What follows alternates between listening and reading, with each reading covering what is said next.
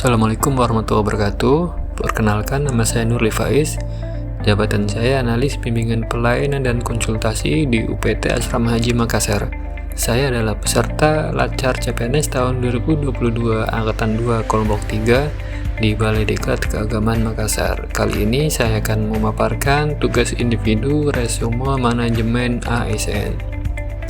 Apa itu manajemen ASN? Manajemen ASN adalah pengelolaan ASN untuk menghasilkan pegawai ASN yang profesional, memiliki nilai dasar, etika profesi, bebas dari intervensi politik, bersih dari praktek korupsi, kolusi, dan nepotisme. Kedudukan ASN, pegawai ASN berkedudukan sebagai aparatur negara yang menjalankan kebijakan yang ditetapkan oleh pimpinan instansi pemerintah, serta harus bebas dari pengaruh dan intervensi semua golongan dan partai politik.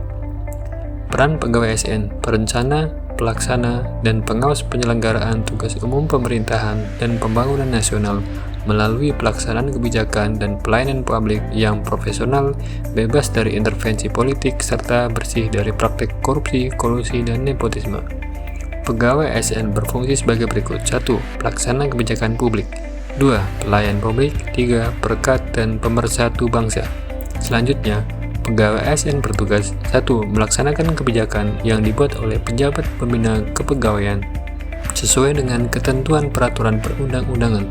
2. Memberikan pelayanan publik yang profesional dan berkualitas. 3.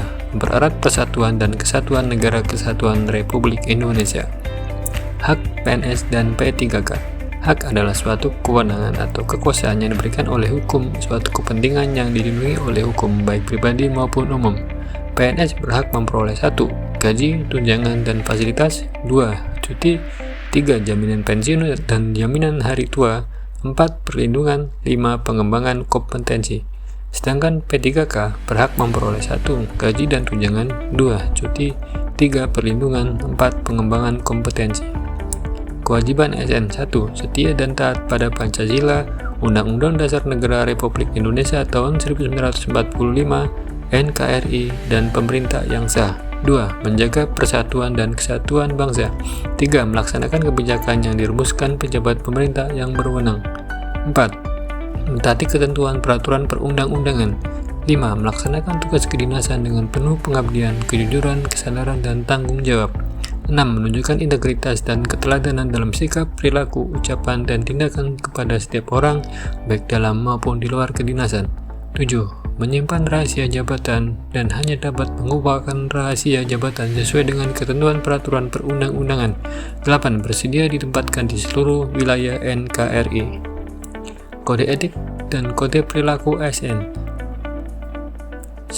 Melaksanakan tugasnya dengan jujur, bertanggung jawab, dan berintegritas tinggi. 2. Melaksanakan tugasnya dengan cermat dan disiplin. 3.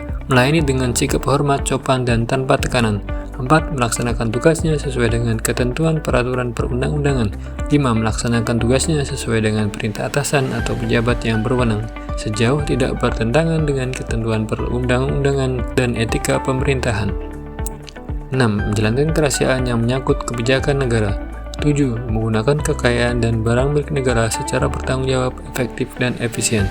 8. Menjaga agar tidak terjadi konflik kepentingan dalam melaksanakan tugasnya. 9. Memberikan informasi secara benar dan tidak menyesatkan kepada pihak lain yang memerlukan informasi terkait kepentingan kedinasan.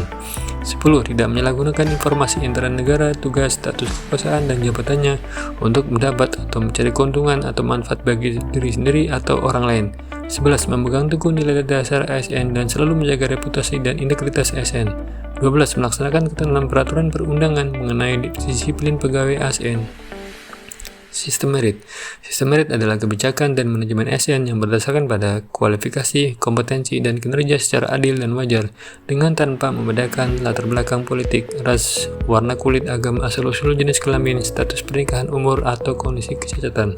Manajemen ASN. Manajemen ASN terdiri dari manajemen PNS dan manajemen P3K. Manajemen PNS meliputi penyusunan, penetapan kebutuhan, pengadaan pangkat dan jabatan, pengembangan karir, dan sebagainya. Sedangkan manajemen P3K meliputi penetapan kebutuhan, pengadaan, penelitian kinerja, pengajian, dan tunjangan, dan sebagainya. Terima kasih. Assalamualaikum warahmatullahi wabarakatuh.